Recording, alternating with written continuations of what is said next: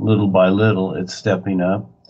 I see it too, and preparing myself and others that will listen, that it's very, very important to learn to recognize this isness. And this is one of the things that I wanted to go over too. Last night I was looking through the different Skypes, and I just thought I'd, look through the ones in the past, etc. And one of them I looked through was the different groups that Kelsey had left. And there was several of them around January 1st, 2024. Now, one of them was with Charles. Charles used to be from Cameroon and went to China many years ago, and those are the discussions that you, Kevin, would sometimes play out or discuss here, where he asked me all these questions for years and years. And the first time that Kelsey and the others, Henry and Eric, left, well, again, people thought that, oh, okay, there's something wrong with Duane and Val, and they're doing funny things, so that's why the kids left, because they were like kids. And so some of the Africans in that left. Charles left. It was his excuse, because Charles is very, very literal, very, very literal minded. And so there was a conversation, and what I did, I put it in a PDF. There was 5 little sheets of conversation, and I'm going to put it in the chat here for everyone to read. And last night I was talking about 3 o'clock in the morning. I was talking when going back and forth on this and explaining what most people see. And that is when Paul was here and he gave the spiritual exercises, he said, sit and look for the light, hear the sound, which is understandable. But most people still don't understand that that is the secondary light. And Rebisar would explain this in Far Country and Dialogues of the Master. And this is secondary light, and it must be so because as the real light in its own way penetrates into creation, providing information for people is what it's doing. And that light becomes that information. It is not the true light. And this is where Paul had set up with Rebisar. Rebisar was the instructor at the time for Paul to move forward. And if those that read the Tiger's Fang would see that in the Tiger's Fang, Paul himself says, I have not found myself at all, even through all this experience, basically, is the idea. And that is because, yes, he had the experience with Rebisar. Many people that have experiences, and, this is the first steps, but he had not recognized the isness. He had the experience, but something else was missing. And it was that recognition and that intent focus. And so it took a while before Paul got that and then came into being.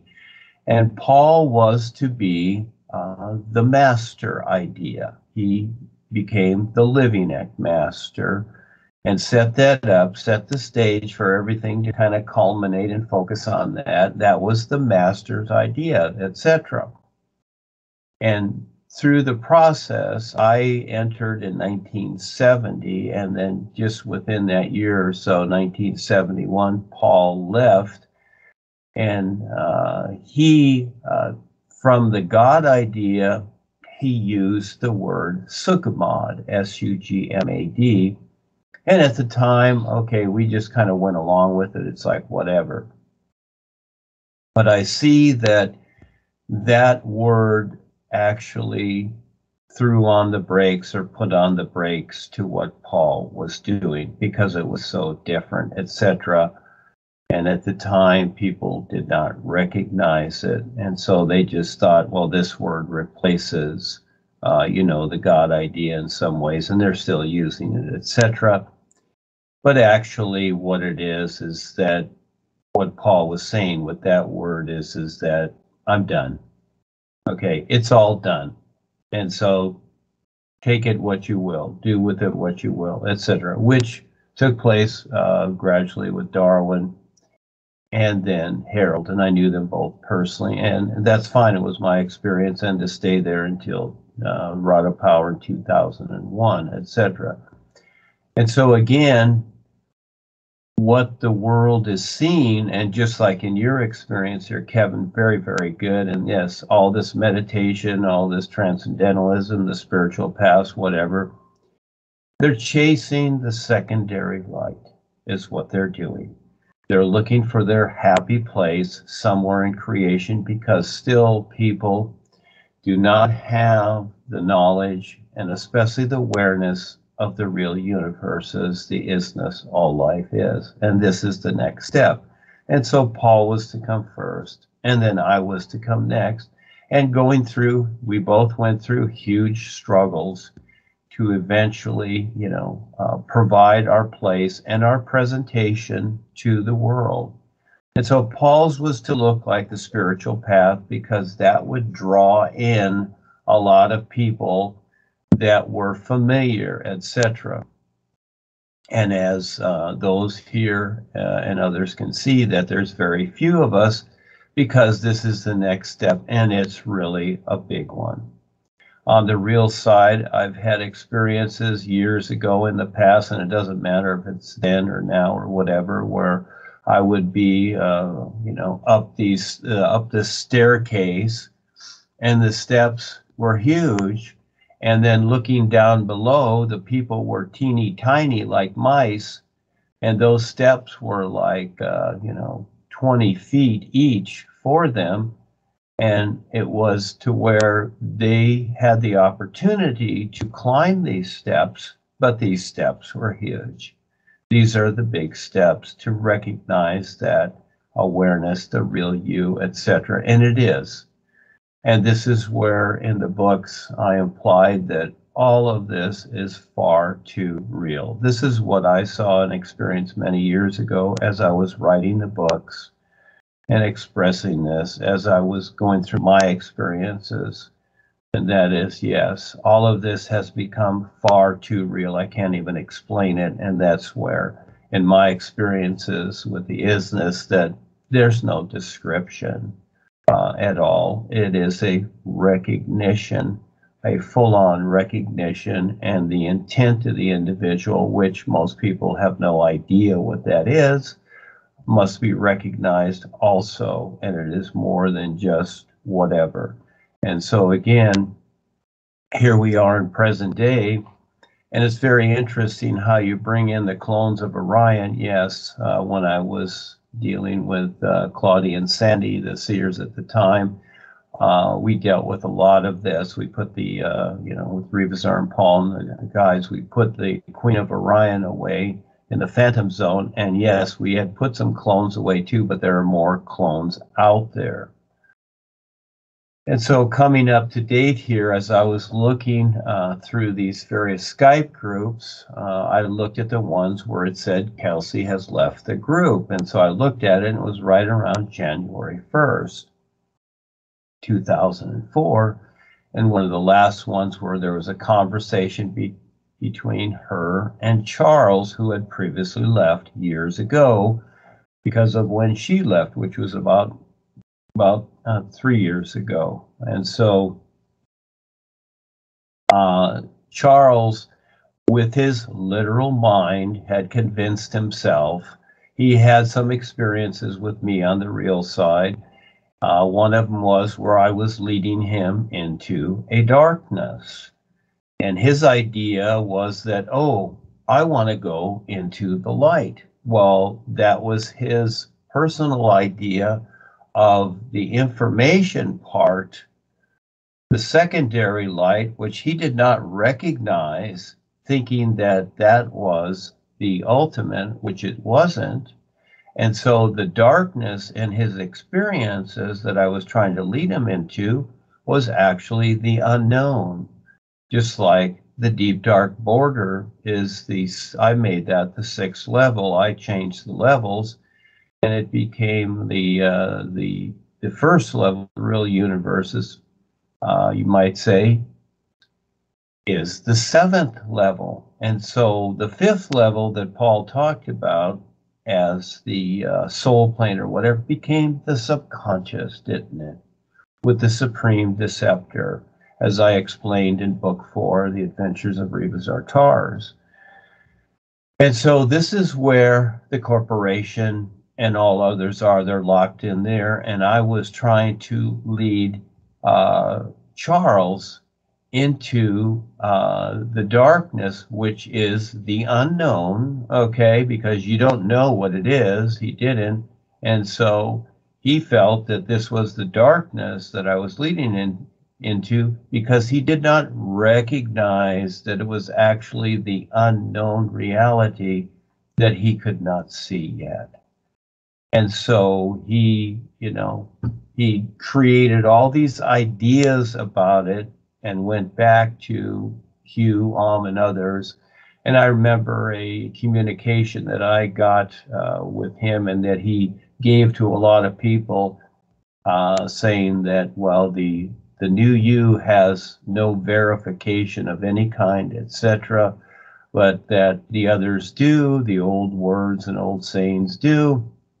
And so he went with that and took some of the Africans with him. And so today we have Kelsey Brown doing the same thing. She's out there as a renegade and referring as an example to Jeremy's experience, where we are with Rebisar in a very cold and icy place, can be North Pole, South Pole, doesn't matter. And there's Kelsey drifting off on an iceberg all by herself. And this is her choice. So I wanted to share this communication with everybody so that they understand and can have a heads up to the variety of ideas that are created out of nothing that equal nothing. And again, it's each person's choice to decide, how they see this for themselves respectfully. And I know it's a big choice to learn to see and recognize this true reality aside from everything that we have experienced. And this is what I constantly refer to, because as you learn to really truly recognize this reality, there is always a new moment to it that cannot be explained, that you must just learn to see. It has a language of its own, which there is no language. It has an insight and a reality all its own that cannot be explained, because it is far too real. It's very simple, but yet it's totally indifferent to everything that we're experiencing here. And Kevin's experience here is wonderful, because it gives people the opportunity to see the difference. But again, I see the struggle as to how to relate to something that you cannot relate to, and you really need this comparison instead of all the ideas that have been known and we've went through and now become a plague, you might say, to us, and a burden. And so we must sort through this and decide to be this indifference position and be aware and constantly be in that unknown to recognize it. So aside from what our mind and whatever else decides for us. So this is an exceptional journey, and it becomes more exceptional and more exceptional that cannot be explained. So I'm very humble, and I'm very grateful every moment, every step I take, everything I do, that I know this and that I have the privilege of sharing this with others.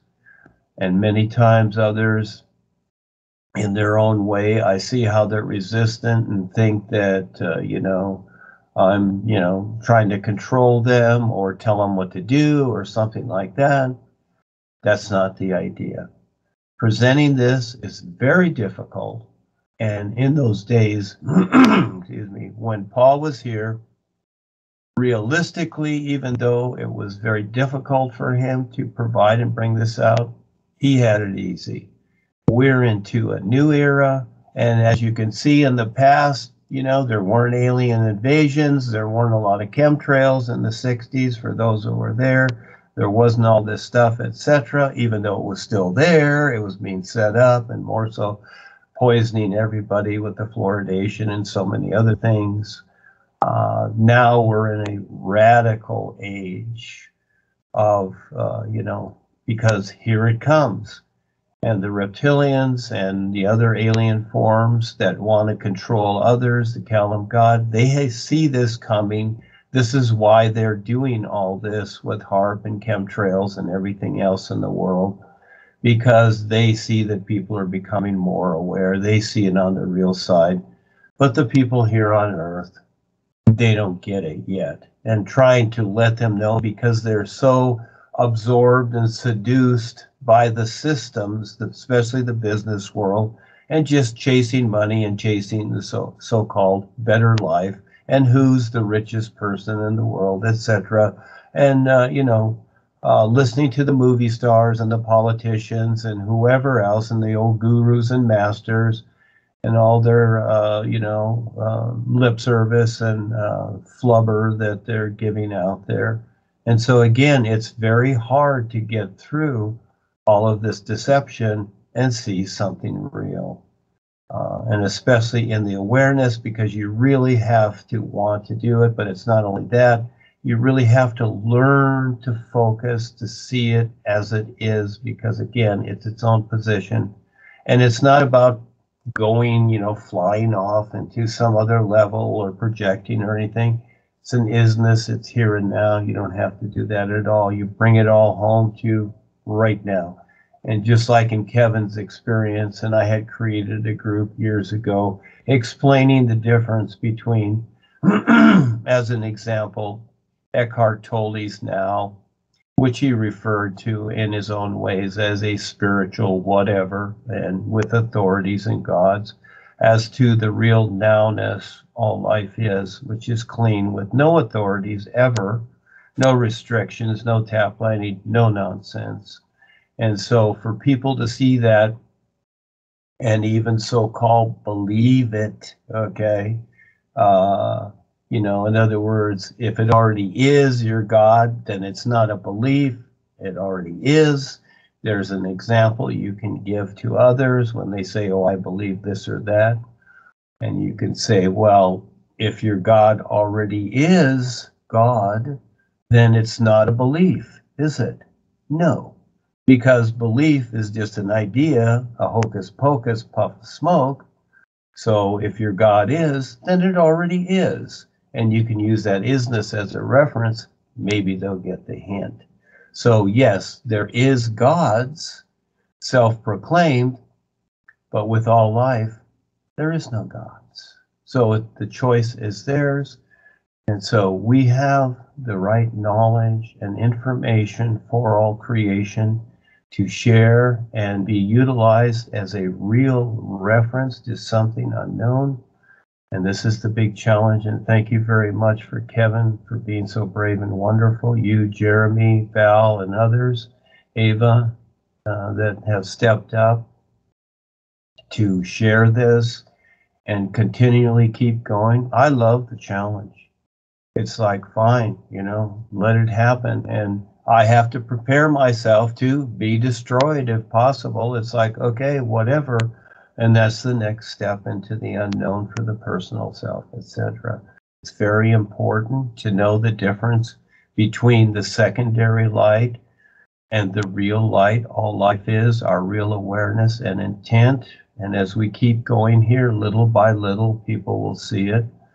And I see it as very important for you to be here and others because, yes, realistically, it's for everyone. Yes, there have been confrontations with each other and people and ideas.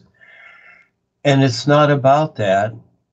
It's about who shows up and who is doing something. So even if the Kalam God comes to the Skype and starts singing the new you, we don't X him out. We let him come and sing the new you and see what he'll do. It's in the doing, isn't it? Not the ideas. You know, there's an old saying, supposedly, that Jesus said, and I'll refer to that just for the mind's sake, and that is, judge me not by what others say, but judge me by my works. So this is the idea that's set forth here. Yes, and there was something else that was supposedly said, and that is, the kingdom of heaven is spread upon the earth, yet man cannot see it. And that's in the Dribble Bible too, etc. So they did leave some little secrets there, but who in the heck sees it? In other words, what is being said is, it all is right now. You don't have to go anywhere. You don't have to chase it, etc. You don't have to jump up and down. And yes, we have the experiences. We eat 2 or 3 meals a day. We go to the movies. We go to the beach. We go to our job, etc. Yes, we do what we do. It's okay. But every moment you have the opportunity to recognize this true reality. It all is here and now. It's not just when you lay your head on the pillow and you go to sleep. No, it always is. And as all life is awareness, there is no sleeping. There is none of this. It's only a simulation we're going through. And it's all okay because we need it. And I need it too. I have a personal self to play with. And this is the world of the personal self. So for us to have the opportunity to, in some way, connect with others, we need this vehicle that we have to deal with. And so I see it as that we, become creative to where we trick others into becoming wonderful. We got to trick them. And that's what the boys have done with us. They tricked us into being wonderful. It's all okay. More so than any hocus pocus that's on here. It's all for you. Thank you for listening.